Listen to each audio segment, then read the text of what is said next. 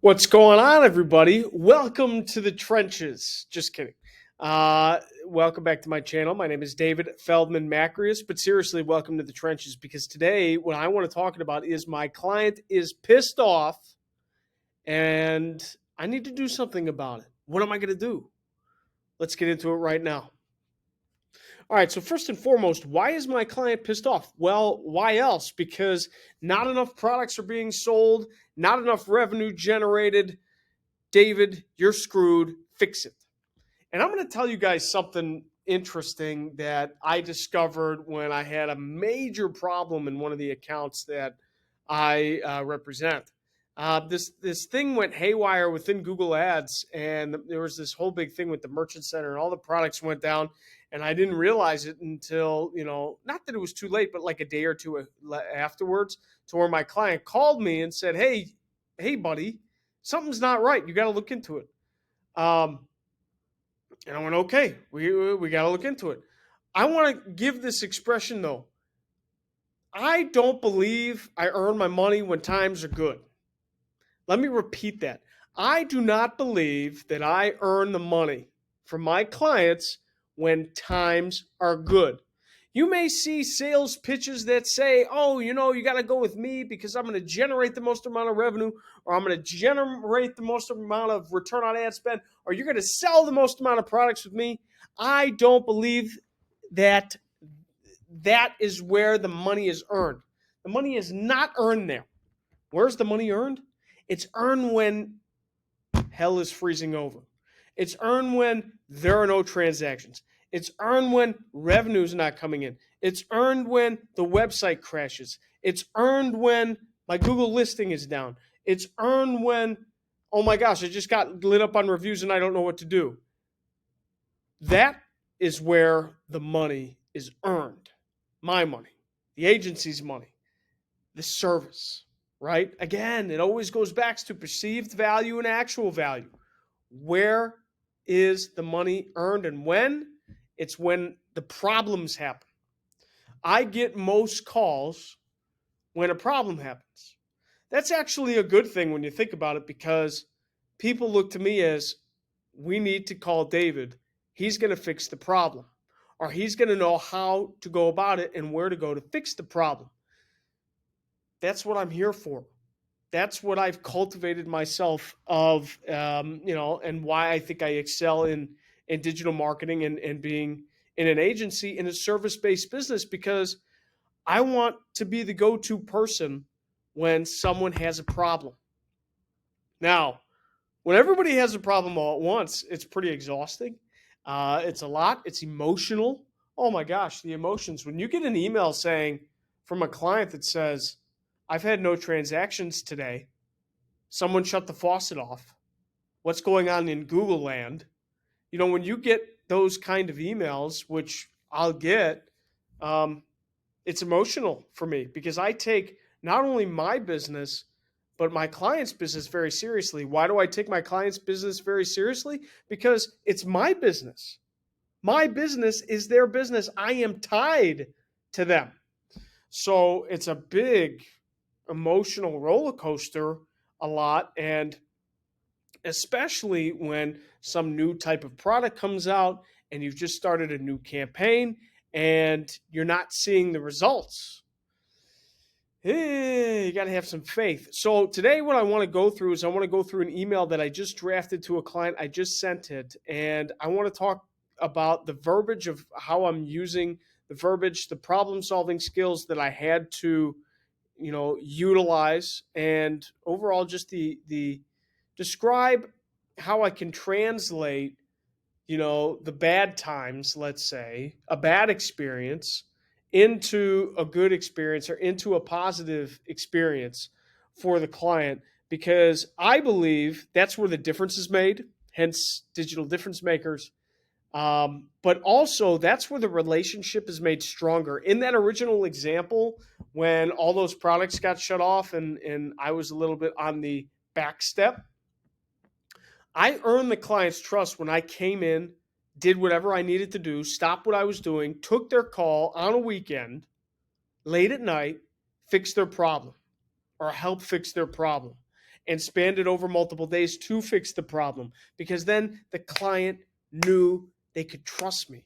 The client knew they could go to me, and that's where the relationship is built, because that is the art form, the perceived value and the actual value, but the perceived value, again, that's where the relationship is made strong. That's how, when there's an issue, they're going to go to you, and you want to be that person, but you also want to come through. So, without further ado, let me show you this email I drafted. Okay. Make my face small. So, I took out the client's name in this email because, obviously for privacy reasons. So I'm going to read it out loud and kind of go through my thinking to help you guys if you're in similar situations. So over the last few days, I've been going back and forth via email, text message, and even phone call with this client because they went down. We launched a new type of campaign recently. Performance Max, at the time of this recording, is relatively new. It's been running for about 3 months. First month was great. Second month was not as great. And the third month now has really been god awful. I've made minimal changes. I'm trying, learning, researching all the new things of what I can do to make this work, and it's just not working. So here it goes. Good evening. After extensive time and research, I've discovered something that I think is significant and I believe will help improve and stabilize Google Ads performance. Here's a synopsis of what's going on. So first sentence, hey, I know stuff is messed up. I've discovered something that I think will help. Here's the full picture. But in my email, I wanted to paint the overall picture to the client because clients, depending upon their age, demographic, whatever, have different understandings of how digital marketing works, right? So usually the people that I deal with don't quite understand what is going on. So I have to be able to simplify it and explain in layman's terms what's going on. So because I'm not in front of this client on a daily basis or weekly basis, I figured email rather than video presentation, which I sometimes do, is best to explain it. So let's do it. Inside Google Ads, Smart Shopping was the primary driver of advertising revenue for business name. I took out the business name. We switched over from Smart Shopping to PMax, Performance Max, in mid-May. The reason we did this was to get ahead of mandatory Smart Shopping migration to PMax, Performance Max. There is no going back to Smart Shopping any longer. We had to make this change. I'm saying this is what happened back in May. We had to make the change. June was a spectacular month, mostly due to PMax receiving about a 500% ROAS, return on ad spend, and having more scale than in previous months and years. July and August have seen return and scale fall from June. Now, I worded that interestingly. July and August have seen return and scale fall from June. You always want to try and paint it in the best possible light that you can. So saying August is terrible is not the right thing to say, but being factual, whatever, and objective, July and August have seen return fall from June. Again, I'm stating the obvious, but I'm very, very careful and specific on my word choice because I want to ensure there's a fall, but we got to get back up. So it did not make sense why June showed such growth at scale while July and August cannot sustain the scale. I wish I had a crystal ball into PMax, but Google is changing and launching betas inside of Google Ads Weekly, so it makes managing PMax and accounts more difficult. I'm explaining my thought process, my awareness that I don't know everything. I'm learning things, but since it's brand new, that's going to be regardless. I have been very mindful to make small changes as infrequently as possible as not to put the PMax campaign back in the learning stage, as we would see more reduced performance. To refresh you both, because I need to give some description about what's going on with PMax. To refresh you both, PMax Performance Max differs from Smart Shopping as it targets all of Google's available networks, including Shopping, previously Smart Shopping, Search, Display, YouTube, Discover, Gmail, and Maps. Maps doesn't apply because it's not a local business that's relevant to their business. So I'm giving context of the thought process and explanation. Inside of PMax, we do not have direct control of where Google spends a majority of the budget. Instead, We have to give Google all the assets possible, set a target, and let it go find customers. Lots of trust in Google, which I'm not a huge fan of. And I'm not, because Google's great, but Google is out to make more money for Google. I mean, that's the whole thing. Okay, PMAX reporting has been limited and unfortunately does not provide a clear breakout on which network the ad dollars have been spent, but I've been able to read between the lines and identify a way to better determine where the money has been allocated. So I'm basically saying there's all this mumble jumbo. Here's why my research and explanation is the best. I've identified in August, out of the 2,848 spent in PMAX, only about 1,602, which is 56% of the spend, has been spent on shopping, while the remainder, 44%, 1,245, has been spent on other networks like Display, Discovery, etc. Is it Discover or Discovery? Forgot. Discovery. Let's Discovery campaigns. So I had a little bit of a typo. Up wherever where it's Discover. Here. I missed a Y. Damn it. Okay. Hopefully I keep the business for that. This makes sense why we are seeing a lower ROAS than anticipated, 323%, because the shopping network yields the highest return while Display and the other networks do not. Most of the money is being spent on a network that doesn't yield return. That's why we're not getting the return. When I compared this breakout to June, which I've already stated as the superior month in terms of ROAS, below are the breakout results of where the money were spent on each network. Where the money was spent. Come on, David. I already sent it, whatever. 2221 spent on shopping, 73%. 818 spent on other networks, 27% of the total PMAX spend of 3,040.